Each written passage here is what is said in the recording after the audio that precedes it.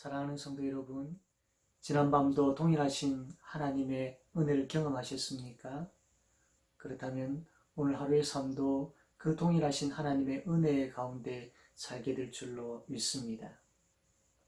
오늘은 룻기 4장 1절에서 6절 말씀을 통하여서 하나님의 사랑을 보이는 삶을 삽시다 라는 제목으로 함께 말씀의 은혜를 나누고자 합니다.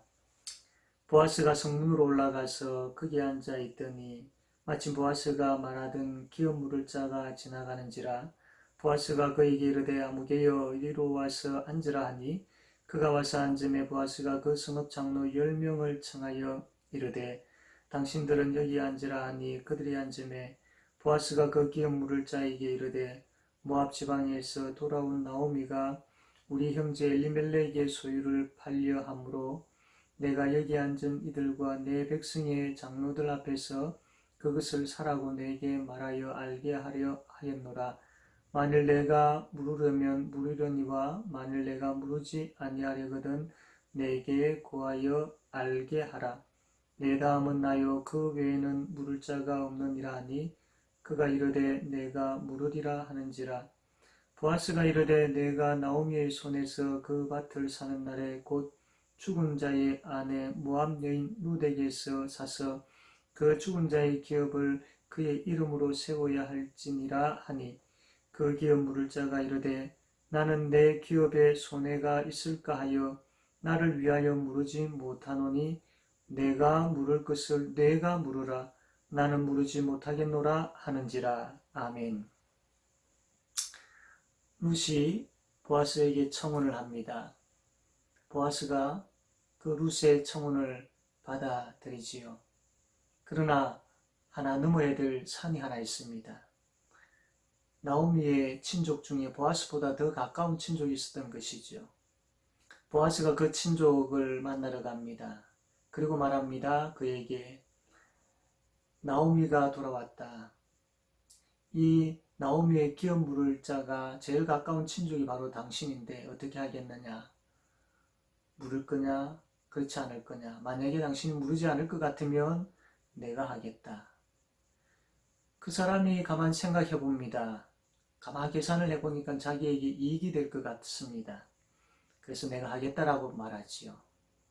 그때 보아스가 이야기합니다. 그러면 이 룻과도 결혼을 해야 된다라고 말을 하지요.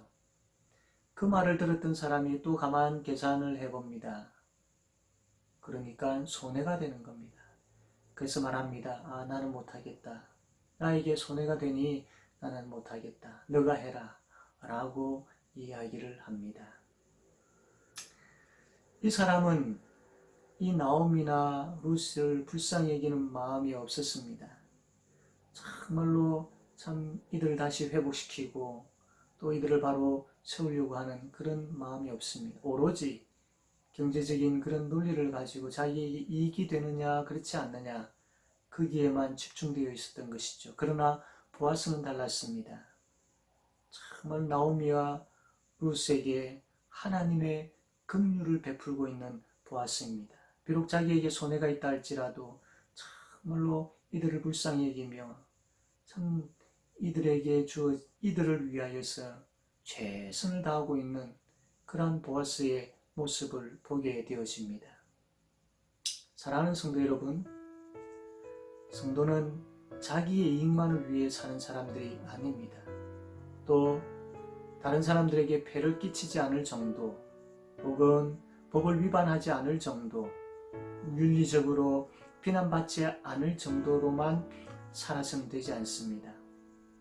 오히려 훨씬 더 존귀한 삶을 살아야 됩니다. 하나님의 사랑을 보이며 살아야 되고 하나님의 긍휼을 보이며 살아야 될 사람들입니다. 하나님의 백성으로 산다는 것은 세상 사람들과 동일하게 살지 않는 것을 이야기하죠. 도둑질하지 않는 정도가 아니라 더 나아가서 내가 열심히 일을 해서 가난한 사람들을 위해서 구제하는 바로 더 적극적인 그러한 삶을 사는 사람들입니다. 코로나19로 인하여서 많은 분들이 참 수고하고 희생하는 것을 봅니다.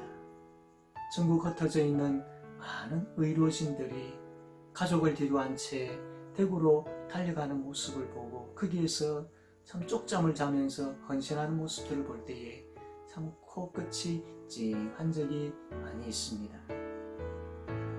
하나님의 긍휼을 받은 우리가 그 하나님의 긍휼을 베푸는 삶을 살아야 되지 않겠습니까?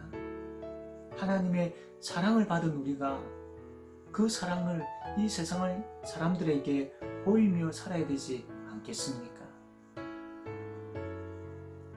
마스크가 정말로 필요한 사람들을 위하여서 한두 개 정도 양보할 수 있는 그러한 삶, 두려워 떨고 있는 사람들을 위하여서 내가 너를 위하여 기도할게 라고 따뜻한 위로의 말 한마디, 밖을 나가지 못하고 연로하거나 몸이 아파서 움직이지 못하는 그런 사람들을 위하여 간단한 내가 할 수 있는 심부름 정도 해주는 그러한 모습들. 사랑하는 성도 여러분, 우리가 하나님의 사랑을 보여야 할 때입니다.